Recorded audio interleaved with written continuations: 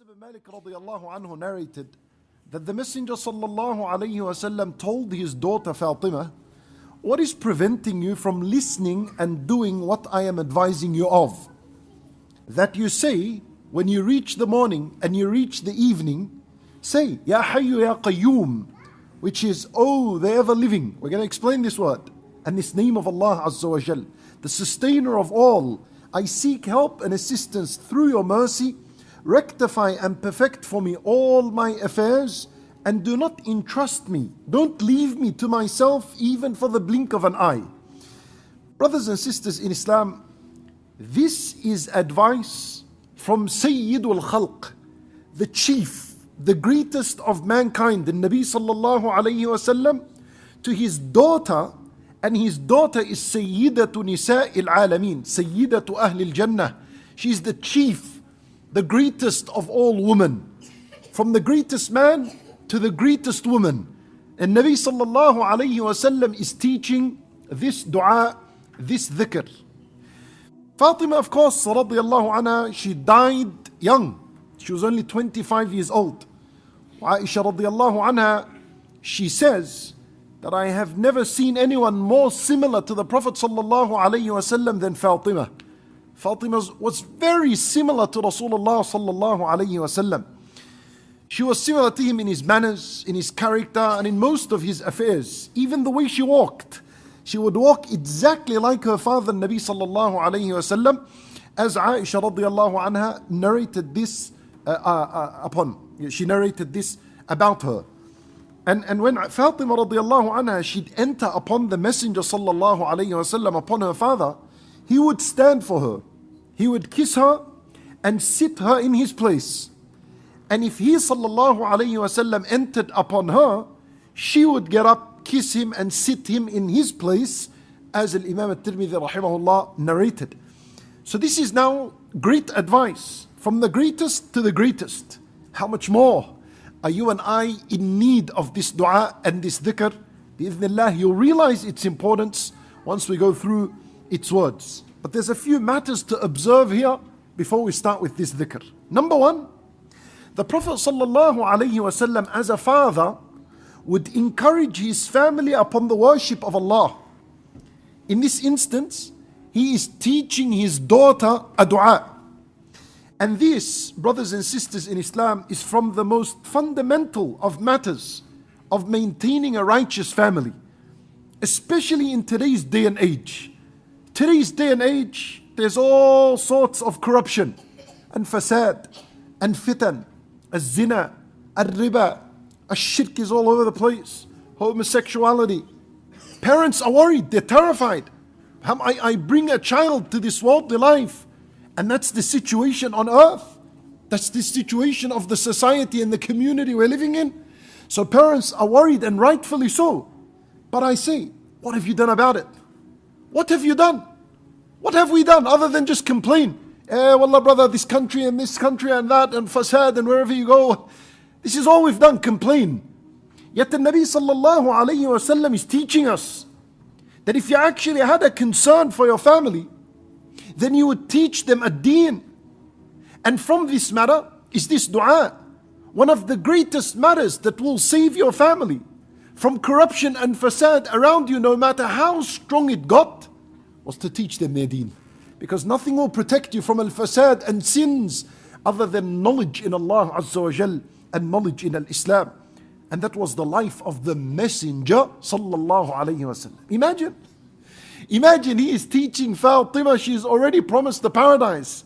Why is he teaching her this great dua and this dhikr and many other worships? Nabi sallallahu alayhi wasallam, he would wake up Ali and Fatima to observe the night prayer. He would wake up his own wife for al-witr. Nabi sallallahu alayhi wasallam would say, may Allah bestow his mercy upon a man that got up and prayed at night and woke his wife up, and if she didn't, he sprinkled some water in her face so that she gets up and prays as well. See Nabi sallallahu alayhi wasallam how he would encourage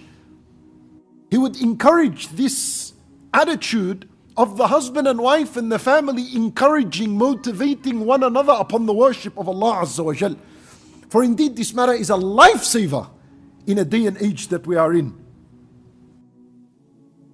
And so this is the greatest responsibility you have towards your family, to teach them a deen. More than sheltering them, feeding them, providing them water to drink and clothing them and paying their education and taking them for certain entertainments and so on. All of that is good, all of that you need to do. But above the list is you teaching them their deen. This is what you'll be questioned for on the Day of Judgment, and that's the greatest of matters. Right? And there are hundreds of stories in the Quran about Allah Azza wa Jal telling us about parents, fathers, and their relationship with their children and how they would advise them upon the deen of Allah Azza wa Jal, like Yaqub and Ibrahim and Luqman, and these stories are plenty in the Quran. So that's what we're learning from this hadith, just by observing the chain. Nabi sallallahu alayhi wasallam teaching Fatima, then I as a father, as a mother, need to be teaching my children as well. Nabi sallallahu alayhi wasallam is a role model in every aspect, a role model in how correct parenting should be, and above the list is you teaching your family. Number two, we observe from this hadith the style of speech. Have you noticed what Nabi sallallahu alayhi wasallam said? It wasn't a me, Ya Fatima, every morning, every evening, say such and such. Listen to what he said. He said to her, Ya Fatima, ما يمنعك ما تسمعي أن أوصيك به. He said to her, what is preventing you from listening and doing what I'm advising you of? See, this style of speech, it creates passion and eagerness and excitement in the heart of the listener to pay extra attention to what is about to be said. What is preventing you from doing what I advise you? Well, nothing is preventing Fatima. Nothing is preventing her from listening and implementing what Nabi sallallahu alayhi wasallam wants to say to her. But there is something in this speech, it grabs attention. It's like if I was to say to you, I take you to the side and I say to you, brother, what is stopping you from listening to my advice? So you look at me in amazement. Nothing, wallah, tell me, what do you have? What do you have for me to say? So it's a kind of style that grabs the attention of the listener. And that's how knowledge should be. You should make it attractive, make it interesting, especially among the family members. So this is what the Nabi sallallahu alayhi wasallam is doing with his daughter. Now she's excited. She wants to listen. What does he have to tell me? What do I need to learn from him? And the third thing we observe in this hadith, and the final thing, is the word al-wasiyyah. What prevents you from listening to my advice? Al-wasiyyah. See, al-wasiyyah, what is al-wasiyyah? Al-wasiyyah is when someone commands you to do good or recommends to you a good deed with emphasis. So we realize from this word al-wasiyyah, it's like the Nabi sallallahu alayhi wasallam held this dua in high regard in his heart. And like this is something really precious. This is a wasiyyah, ya Fatima. You know, it's like someone departing this worldly life. You know al-wasiyyah is, we all know al-wasiyyah is the book, is the will that a person writes before his death. So al-wasiyyah is like, Fatima, I'm giving you parting advice.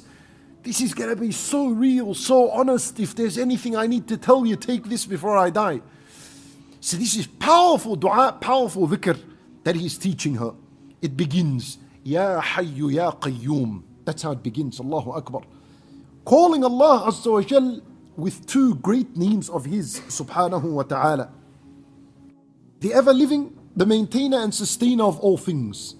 And this is called at-tawassul. At-tawassul means to seek a way to Allah Azza wa Jal.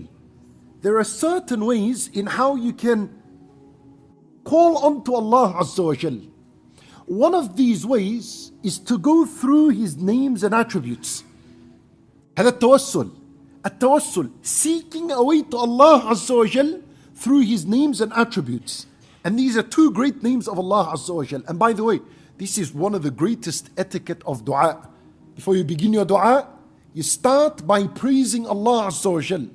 The best way to praise Allah is by calling on to His beautiful names. That's exactly what Allah Azza wa Jal said. وَلِلَّهِ الْأَسْمَاءُ الْحُسْنَى فَادْعُوهُ بِهَا. To Allah Azza wa Jal belongs the most beautiful names. So call unto Him through them.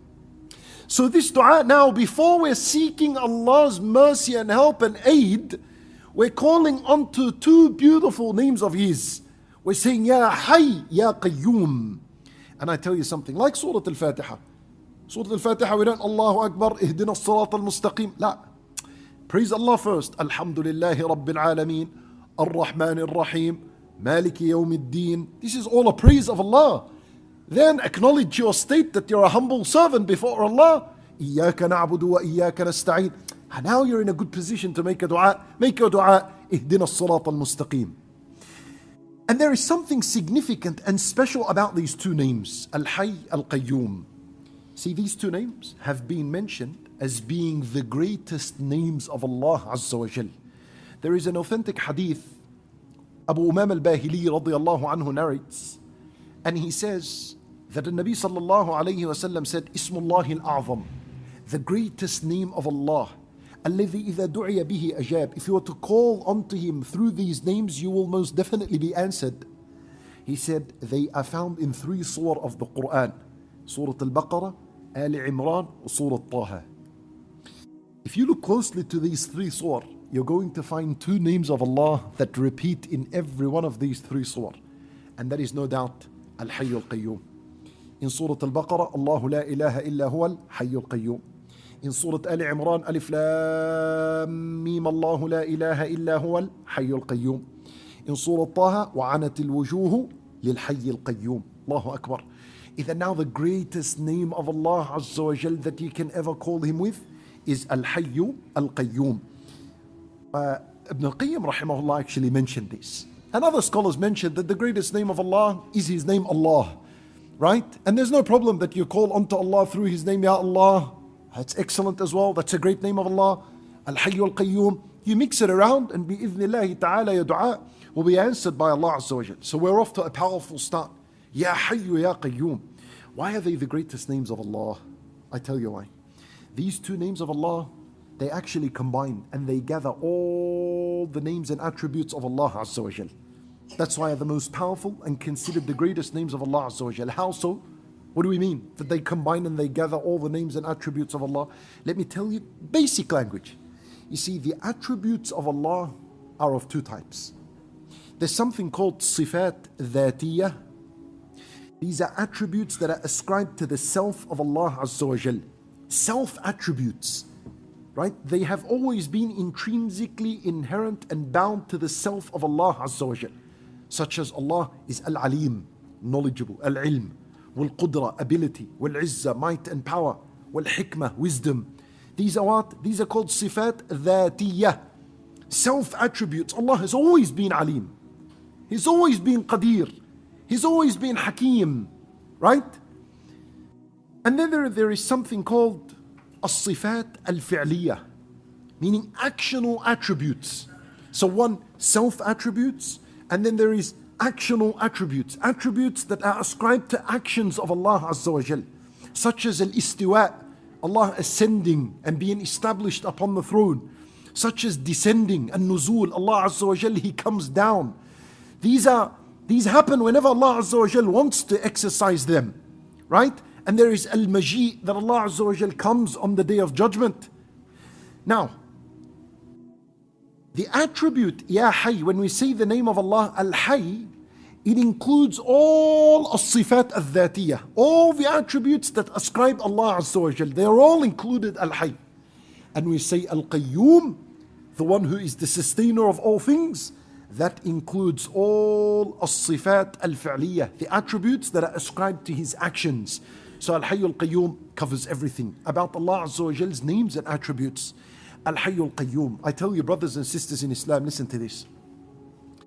The one who knows the name of Allah Al-Hayy will most definitely find peace and comfort and tranquility in his life, no doubt. I'll give you an example. Imagine a child.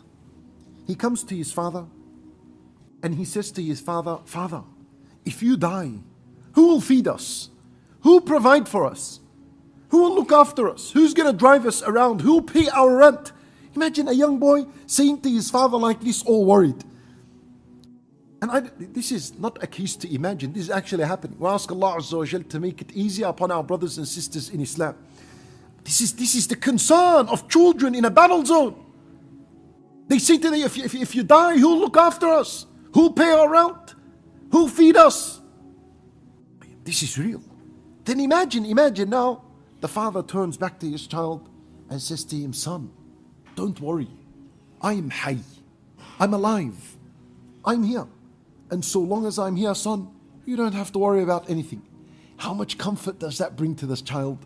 To the kid, he's comforted. Oh, okay, my dad's here, he's alive, so things are all good. Allahu Akbar. And to Allah Azza wa Jal, of course, belongs the highest of examples. But Allah Azza wa Jal is telling us He is Al-Hayy. He is the all-living, He never dies. This is supposed to bring immense comfort and peace and tranquility to the heart. Knowing that Allah, your sustainer, your provider, your creator, the one who decrees all your affairs and matters, is alive. Al-Hayy subhanahu wa ta'ala. You see this name of Allah, Al-Hayy, it settled down a community that fell into chaos and panic and worry. And that is when the Prophet sallallahu alaihi wasallam died. You and I will never understand what it means that the Nabi sallallahu alaihi wasallam died. Those companions that were alive at the time and witnessed and experienced the death of the Messenger sallallahu alaihi wasallam were all shaken. Umar radiallahu anhu, he denied it.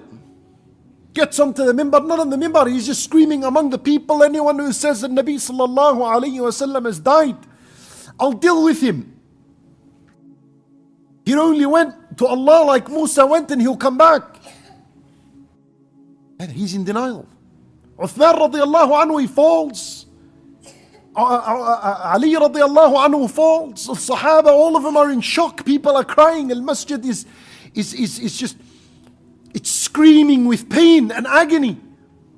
Abu Bakr radiallahu anhu takes the opportunity and walks in, and really no one wanted to listen to him. Until Umar radiallahu anhu, he said to him, sit down. He didn't want to sit down, so Abu Bakr radiallahu anhu proceeded until he got to the minbar and he got up. You know what he did?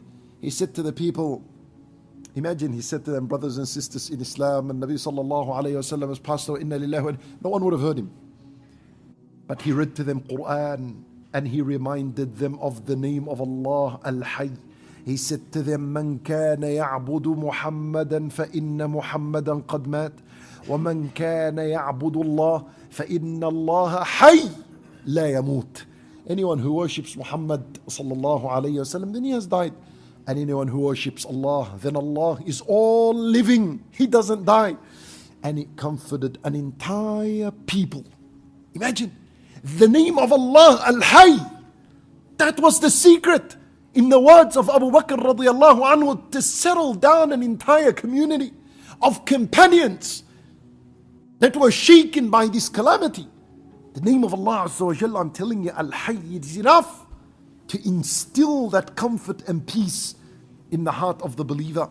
Allah Azza wa Jalla, He said, وَتَوَكَّلْ عَلَى الْحَيِّ الَّذِي لَا يَمُوتُ. Put your trust and rely upon Al-Hayy, the one who does not die. You see, here He said, وَتَوَكَّلْ عَلَى الْحَيِّ. وَتَوَكَّلْ عَلَى الْحَيِّ. Why? You know, when we ask the question, why do we have to rely upon Allah? Hey, the answer is in the ayah itself, because He's Al-Hayy. And if you rely upon Al-Hayy, that means all your affairs bi'idhnillah will be fulfilled, because you relied upon a strong source. You relied upon the all-living.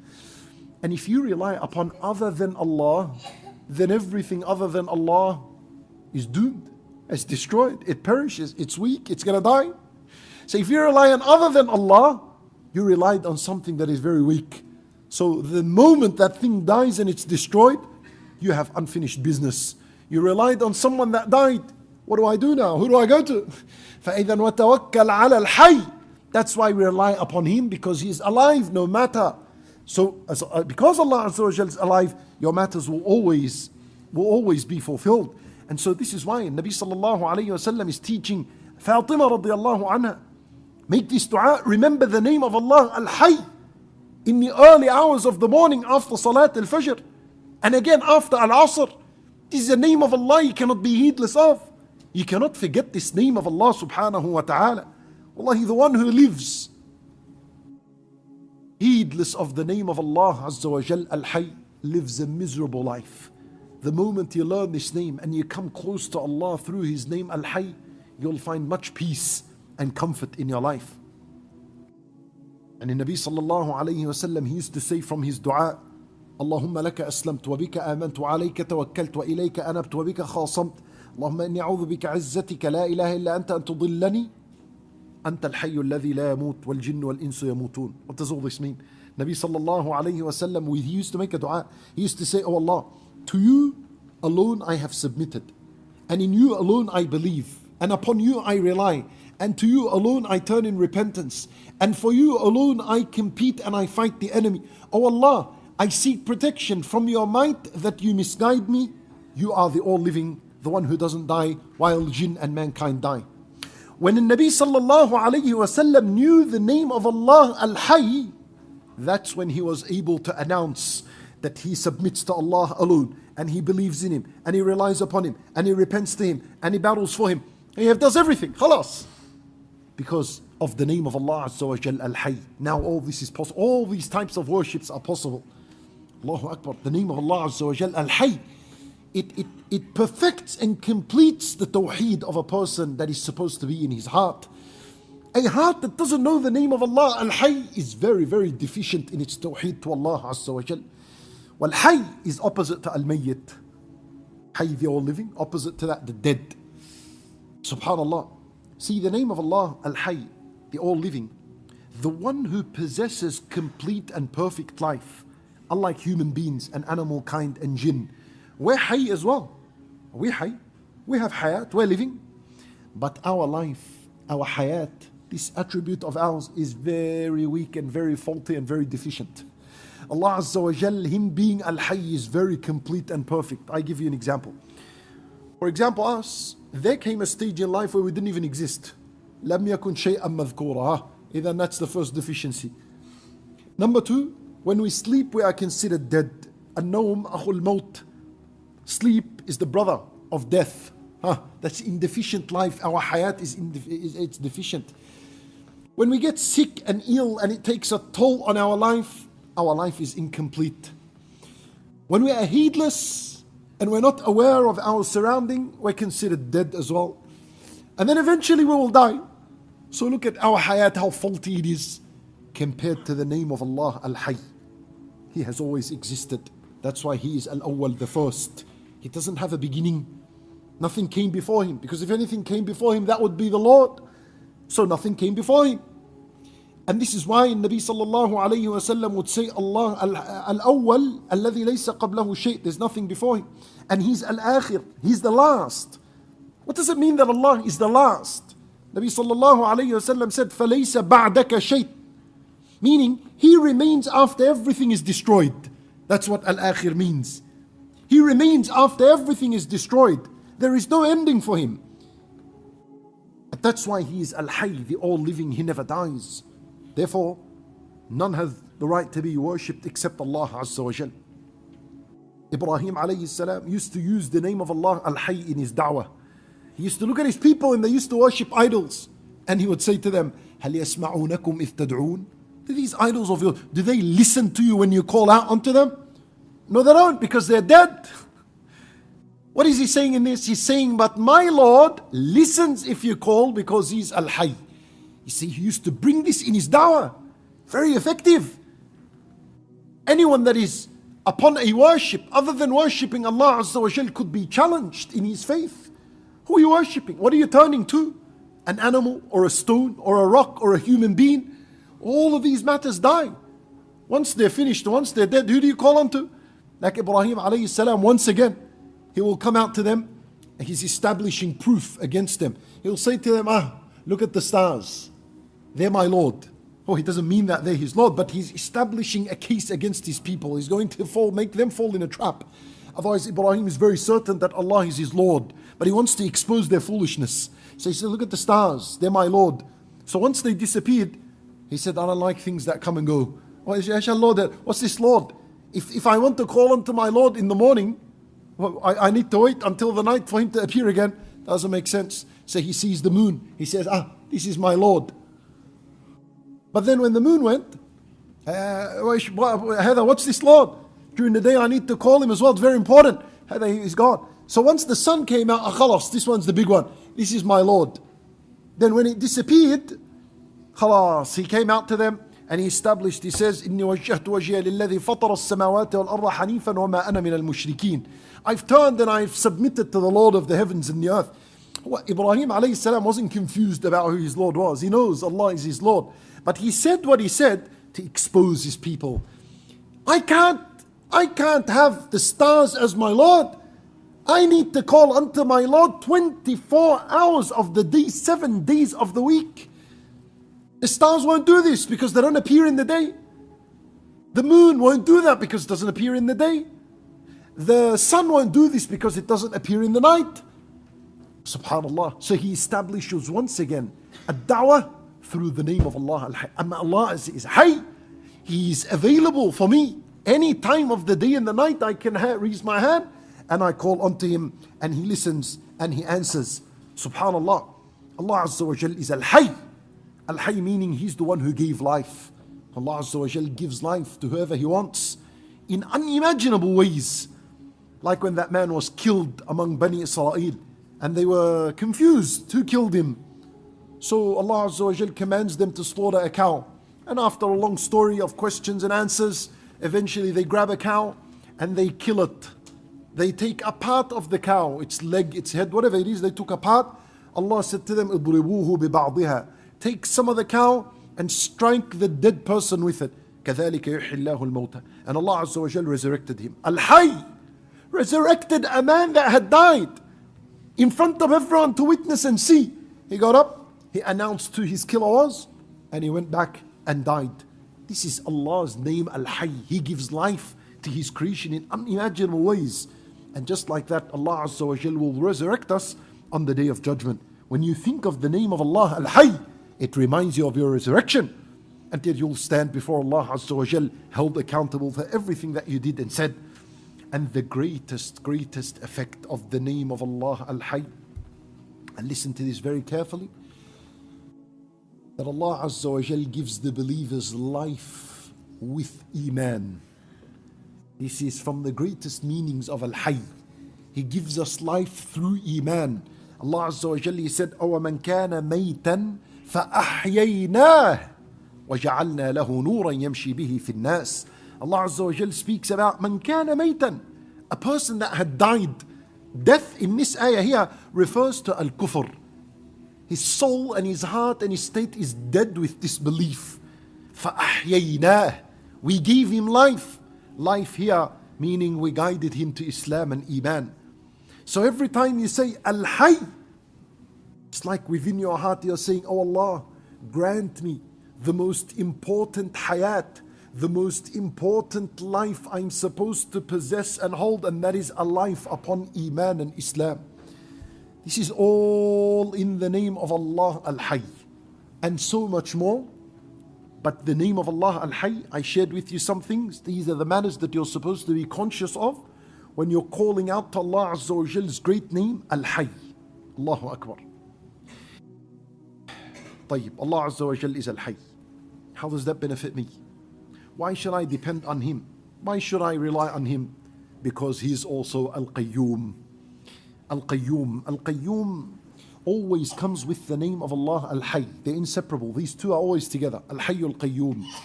Al-Qayyum يعني القائم بنفسه المقيم لغيره.